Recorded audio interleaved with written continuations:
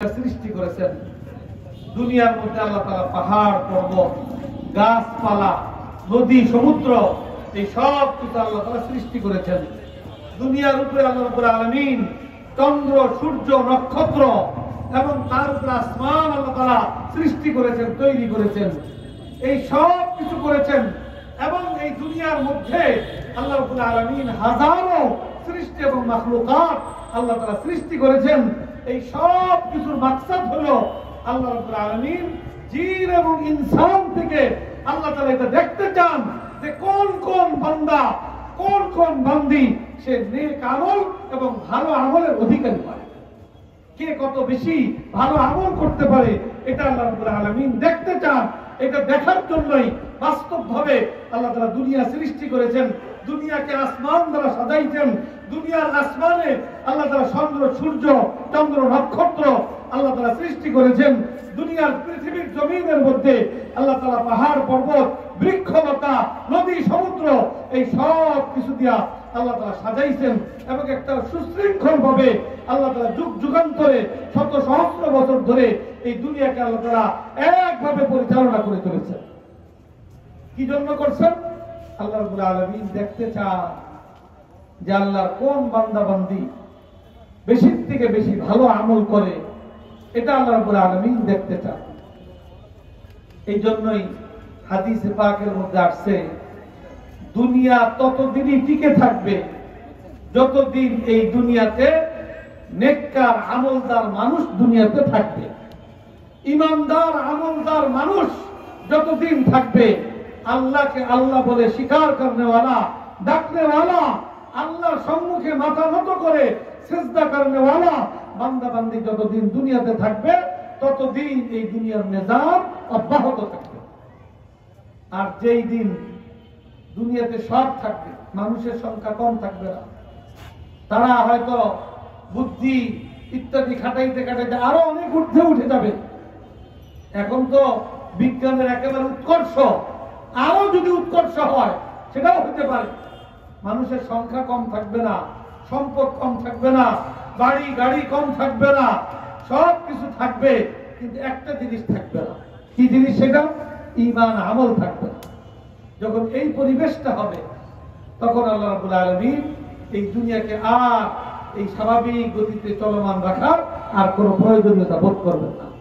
তখন আল্লাহ রাব্বুল আলামিন তার বিশিষ্ট ফেরেশতা হযরত ইসরাফিল আলাইহিস সালামের হাতে সিংহা দিয়ে প্রস্তুত রাখছেন। আল্লাহ রাব্বুল আলামিন ওই পরিস্থিতি যখন হবে তখন ইসরাফিল আলাইহিস সালামকে নির্দেশ দিবেন। ইসরাফিল আলাইহিস সালাম সিংহায় ফুৎকার দেওয়া শুরু করবে। সিংহার ফুৎকারে আমরা যা কিছু দেখছি, আসমান জমিন পাহাড় পর্বত সূর্য চন্দ্র নক্ষত্র এই সব কিছু ধ্বংস বিধ্বংস হয়ে যাবে, আর কিছু অব্যাহত থাকবে না। কোরআনে কারীমে আল্লাহ তাআলা বিস্তারিত বিভিন্ন আয়াতের মধ্যে বিবরণ দিয়েছেন। ওয়াতাকুনুল জিবালু কালইহনিল মানফুশ।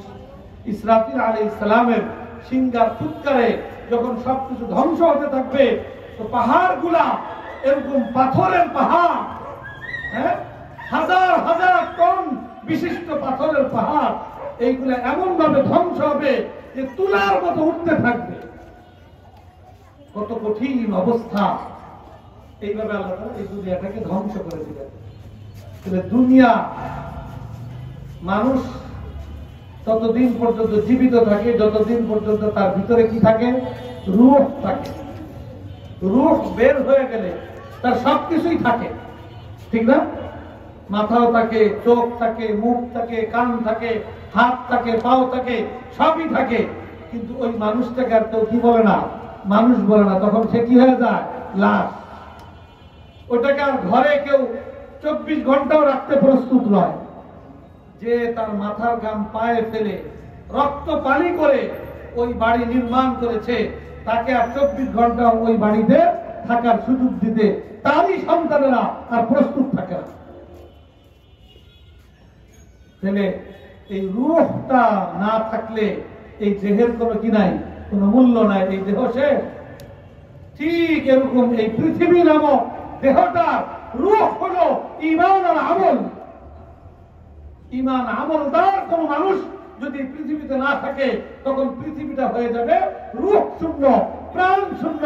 যেরকম দেহের মধ্যে প্রাণ না থাকলে সেই দেহের কোনো মূল্য নাই, সেই দেহ আর এই জমিনে উপরে থাকতে পারে না, তাকে দাফন করতে হয়, কবরস্থ করতে হয়। এই পৃথিবীতে ঈমান আমলের রূহ যদি যেদিন শেষ হয়ে যাবে, নিঃশেষ হয়ে যাবে, সেই দিন থেকে এই পৃথিবীর স্বাভাবিক অবস্থা আর বিরাজমান থাকার কোনো সুযোগ হবে না। তাইলে এই একজন মানুষের এবং এই পৃথিবী টিকে থাকার জন্য সবচেয়ে গুরুত্বপূর্ণ জিনিস হলো কি? ঈমান আর আমল। এই ঈমান আর আমল প্রত্যেকটা জিনিসের একটা বিশেষ সময় থাকে, সিজন থাকে। ব্যবসায়ীদের ব্যবসারও সিজন আছে। এই সামনে রমজান, ঈদ, অনেক ধরনের ব্যবসায়ীদের ব্যবসার সিজন হলো রমজান এবং ঈদ। আবার অনেকের সিজন হলো রমজানকে কেন্দ্র করে, ঈদকে কেন্দ্র করে তার আগের 2-3 মাস। যারা পাইকারি ব্যবসা করে তাকেও ব্যবসার সিজন কিন্তু রমজান মাস না, তাকেও সিজন হলো কোন মাস? রমজান আগের 2 মাস। তার আগে 6 মাস তারা সব মাল মাত্রা সবকিছু রেডি করে, আর এই সময়টায় তারা বিক্রি করে রমজান আসলে তারা হলো তখন টাকা দাও, খালি টাকা উসুল করো আর যাদের পাওনা আছে তাদের পরিশোধ করো। এক একজনের এক এক ধরনের কাজের এক একটা সিজন আছে, ব্যবসায়ীদের সিজন আছে। এরকম যারা ধান করে ধানের সিজন আছে, যারা তরিতরকারি করে তরিতরকারির সিজন আছে, কেউ সরিষা করবে সরিষার সিজন আছে, কেউ আলু করবে পেঁয়াজ করবে তার সিজন আছে। প্রত্যেকটা জিনিসের এক একটা কি আছে? নির্ধারিত সময় আছে। ওইগুলার যেরকম সময় আছে, নেক আমল তো সারা বছরই করতে হবে, ঈমান সারা বছরই আমাকে ধারণ করে রাখতে হবে। কিন্তু ঈমান আমলের লাইনে অল্প সময়ে অনেক বেশি অগ্রগতির কিছু সময় এবং সিজন আছে। সিজনের বৈশিষ্ট্য হইল যখন যেই জিনিসের সিজন, ওই সিজন যখন আসে ওই জিনিস অর্জন করা অল্প মেহনতে বেশি ফলাফল লাভ করা যায়। সারা বছরে দেখবেন দোকানদাররা সকাল থেকে রাত্র পর্যন্ত বৈশা তাইকা মাস শেষে দোকানের যা খরচ সেটাও পুরা কি করতে পারে না, এখান থেকে লাভবান হইতে পারে না। অনেক ব্যবসা আছে তারা আশায় থাকে যে সিজন আসবে, সিজনে এই পরিমাণ মুনাফা করবে যে তার সংসার চলার ব্যবস্থাও হবে, আর সারা বছর তার যে ঘাটতি রয়েছে, কমতি রয়েছে, সেই কমতিগুলো পূরণ হইয়াও তার আরো কি থাকবে? লাভ এবং মুনাফা থাকবে। এটার জন্যই ব্যবসা করতেছে এইভাবে। তো সিজনের বৈশিষ্ট্য এটা যে সিজন আসলে মেহনত কম, সময় কম, কিন্তু লাভ কি? বেশি। ফসল করবেন আপনি, আন সিজন যদি কোনো কিছু করতে চান তাহলে মেহনত অনেক বেশি, কিন্তু ফল কম, স্বাদ কম। সিজন ছাড়া অন্য সময় কিন্তু জিনিসের স্বাদও কি হয়? কম হয়। যেই জিনিসের যেই সিজন, ওই সিজনে ওই জিনিসের স্বাদ আল্লাহ তাআলা পরিপূর্ণ দান করে। এটা আল্লাহ তাআলার নিজাম, কুদরতি নিজাম। ঠিক এরকম আমার ঈমান আমলের একটা সিজন আছে, আর ওই সিজনে যদি কেউ একটু সচেতন হয়, একটু উদ্যমী হয়, একটু উদ্যোগী হয়, তাহলে অল্প মেহনতের মধ্য দিয়া অনেক বেশি মুনাফা এবং লাভবান হওয়ার আল্লাহ তাআলা সুযোগ তাকে দান করে। এই 12 মাসের মধ্যে ঈমান আমলের সবচেয়ে বড় সিজন হলো পবিত্র রমজানের মাস। কি মাস? রমজান মাস। হাদিসে পাকের মধ্যে আসছে রমজান মাসে আল্লাহ তাআলা এমন বরকত ঢাইলা দেন যে রমজান মাসের দিনে রাত্রে, সকাল বিকাল দুপুর যখনই আমল করেন, অন্য মাসের একটা ফরজ আমল রমজান মাসের একটা ফরজ আমল অন্য মাসের 70টা ফরজ আমলের সমপরিমাণ সওয়াব আল্লাহ তাআলা দান করেন। আবার রমজান মাসে একটা রাত্র আছে, কোন রাত্র? লাইলাতুল কদর। এক রাত্রের ইবাদত 1000 মাসের চাইতে আরো বেশি ফজিলতপূর্ণ। 1000 মাসে প্রায় 84 বছর হয়। সব মানুষ কি 84 বছর হায়াত পায়? একটা মানুষের পূর্ণ হায়াতের চাইতে বেশি এক রাতের আমলের বিনিময়ে আল্লাহর পক্ষ থেকে সে পুরস্কার এবং সওয়াবের ভাগীদার হতে পারে। এত বরকত, এত মুনাফা এবং এত লাভ আল্লাহ রাব্বুল আলামিন রমজানের মধ্যে রেখে দিয়েছেন। এখন এই রমজানের মধ্যে এই লাভ, এই মুনাফা, এই বরকত, এই রহমত, এটার রহস্য কি? এটার পিছনে মূল হেতু আর হিকমত আর বুনিয়াদ কি? কোরআন হাদিস পড়াশোনা করলে এটাই পাওয়া যায় যে রমজানের মধ্যে এত ব্যাপক রহমত এবং বরকত এবং এত লাভের মূল রহস্য হলো যে রমজান মাসে আল্লাহর আসমানী কিতাব সমূহের মধ্যে সর্বশ্রেষ্ঠ আসমানী কিতাব কোরআনে কারীম আল্লাহ রাব্বুল আলামিন এই রমজান মাসেই নাযিল করেছেন। তো রমজান মাসের এই সূত্রে আল্লাহর কোরআনের সাথে একটা বিশেষ সম্পর্ক হয়েছে, যেটা অন্য কোনো মাসের হয়নি।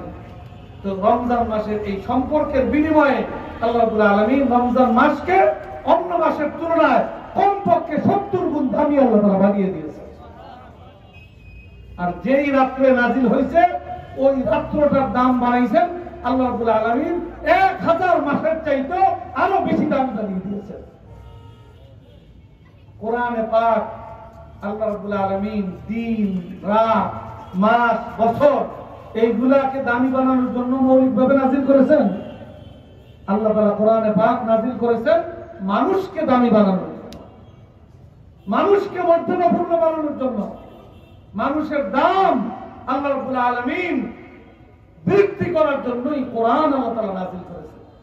কোরআনে কারীমে আল্লাহ তাআলা বলেন হাযা বালাগুল লিন্নাস, এই কোরআন হলো মানব জাতির কাছে আল্লাহর পক্ষ থেকে আল্লাহর পয়গাম।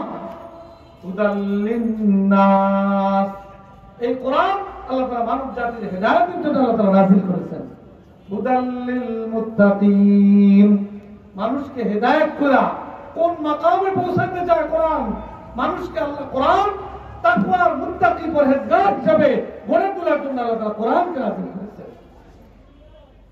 অতএব কোন মানুষের যদি আল্লাহর কোরআনের সাথে সম্পর্ক হয়ে যায়, মাটির মানুষ নূরের তৈরি ফেরেশতার চাইতে আল্লাহর কাছে দামি হয়ে যায়। তো সেই কোরআন নাজিলের মাস হলো পবিত্র রমজানের মাস। আর আজকের মাহফিল হলো কোরআনের হাফেজ ছাত্রদের দস্তারে ফজিলত উপলক্ষে মাহফিল। এই মাহফিলটার দামও কি কম না বেশি? রমজানের মাসের যেরকম দাম বেশি, কোরআনের ছোঁয়া আর স্পর্শের কারণে এই মাহফিল যেহেতু কোরআনই মাহফিল, এই জন্য এই মাহফিলের মূল্য আল্লাহর কাছে অনেক গুণ বেশি। যেই মানুষটা কোরআনকে নিজের জীবনে ধারণ করতে পারবে, কোরআনের সাথে যেই মানুষটা নিজের সম্পর্ককে মজবুত করতে পারবে, সেই মানুষটার দামও তো মানব সমাজের মধ্যে সর্বাধিক দাম ওই মানুষটার হয়ে যাবে। আবার এর বিপরীতটাও আছে। আল্লাহ তাআলা কোরআন দিয়েছেন আমার আপনার সকলের জন্য, আমাদের সকলের জন্য আল্লাহ তাআলা এটাকে ব্যাপক করে দিয়েছেন। যে কেউ চাই আমি কোরআন শিখতে পারি, পড়তে পারি, কোরআন বুঝতে পারি, কোরআন অনুযায়ী আমার জীবন পরিচালনা করতে পারি, আমার পরিবারকে চালাইতে পারি, আমার ব্যবসা বাণিজ্য, চাকরি বাকরি সব কিছুর বিষয়ে মৌলিক বিধানাবলী আল্লাহ তাআলা কোরআনের মধ্যে দিয়ে দিয়েছেন। তার অনুসরণে আমি প্রতিটা কাজ সেইভাবে করতে পারি। কিন্তু আমি করলাম না, তাহলে আমি কোরআন পাওয়ার পরেও কোরআনের দ্বারা উপকৃত হওয়ার সুযোগ আমি নিজের ইচ্ছায় আমি নষ্ট করলাম, এটার থেকে আমি নিজেকে বঞ্চিত করলাম, তাহলে তার পরিণতি কি ভালো হবে না খারাপ হবে? আজকের এই কোরআনের মাহফিল থেকে আমরা এই দুইটা সবক হাসিল করি। এক নম্বর হলো আল্লাহ রাব্বুল আলামিন আমাদেরকে দুনিয়াতে পাঠিয়েছেন আখিরাতে আল্লাহর সম্মুখে দণ্ডায়মান হয়ে দুনিয়ার জীবনের হিসাব দিতে হবে। দুনিয়ার জীবনের হিসাব দেওয়ার ক্ষেত্রে আমাদের পূর্ব প্রস্তুতি নেওয়ার মতো বিষয় হলো ঈমান আমলের প্রস্তুতি। ঈমান আমলের সবচেয়ে বড় সিজন হলো পবিত্র রমজানের মাস। রমজান মাসে এত দাম আর বরকত আসার পিছনে মূল রহস্য হলো আল্লাহর কালাম কোরআন পাক। সেই কোরআন আমাদের দাঁড়ে দাঁড়ে ঘুরছে। উলামায়ে কেরাম, হুফাজে কেরাম আমাদেরকে ডেকে ডেকে বলছে যে কোরআন আমাদের সকলের জন্য, আপনার জন্য, আপনার ছেলে মেয়ের জন্য, আপনার নাতি যুগের জন্য, আপনার পরবর্তী প্রজন্মের জন্য। কিন্তু আমরা অধিকাংশ মানুষ কোরআনের ডাকে সাড়া না দিয়ে আমরা দুনিয়ার আয় উন্নতি অগ্রগতির জন্য আমরা ভিন্ন দিকে ছুটছি। আজকের এই কোরআনী মাহফিল থেকে আমাদেরকে এই অঙ্গীকার আবদ্ধ হতে হবে যে আমরা কোরআনের সাথে আমাদের সম্পর্ককে মজবুত করব এবং কোরআন আমাদেরকে যে ঈমান আমলের নির্দেশনা দেয় ওই ঈমান আমল আমরা শিখব এবং ওই আমল ঈমান আমল আমরা আমাদের জীবনে যথাযথভাবে বাস্তবায়ন করব। কি বলেন ইনশাআল্লাহ? এটা যদি করতে পারি তাহলে আমাদের জীবন ধন্য, জীবন কামিয়াব, আমরা সফল কাম। আর যদি এটা না করতে পারি তাহলে ব্যর্থতার কোনো সীমা পরিসীমা নেই। ঈমান আমল কোরআন সুন্নাহ এগুলা তো স্কুলে পড়ানো হয়, ঠিক না? স্কুলে শিখা যায়, স্কুলের আমলও শিখা যায়, কলেজে ইউনিভার্সিটিতে আমরা তো সব ছুটছি ওই দিকে। ঈমান আমল শিখতে হইলে ঈমান আমলের জায়গা, কোরআন শিক্ষার জায়গা, এই সকল মাদ্রাসাগুলোর সাথে আমাদের সম্পর্ককে আরো বৃদ্ধি করতে হবে, আরো ব্যাপক করতে হবে। এই কথা আমি বলবো না যে স্কুল কলেজ ইউনিভার্সিটিতে পড়া এটা জায়েজ নাই, এটার অনুমতি নাই। আমি অবশ্যই এটা বলবো, স্কুল কলেজে যাওয়ার আগে নিজের ঈমান আমল আগে মজবুত করা এটা প্রতিটা মুসলমান সন্তানের জন্য বাবা মার উপরে দায়িত্ব এবং কর্তব্য। এই কর্তব্য যে পালনে ব্যর্থ হবে সে নিজে অপরাধী হবে এবং তার সন্তানকে জাহান্নামের পথে নিজ হাতে সে পরিচালিত করবে। এই জন্য আমরা আজকের এই কোরআনী মাহফিল থেকে নিজের সন্তান সন্ততিকে কোরআনী শিক্ষা দেওয়ার গুরুত্ব আমরা গ্রহণ করব, অনুধাবন করব এবং সামনে কোরআন নাযিলের মাস পবিত্র রমজান মাসকে কেন্দ্র করে আমরা আমাদের কোরআনের সাথে সম্পর্ককে আরো ভালো করব, কোরআন চর্চা আরো বৃদ্ধি করব, কোরআনী শিক্ষা সমাজে আরো ব্যাপক থেকে ব্যাপকতর করার ক্ষেত্রে আমাদের কোন কোন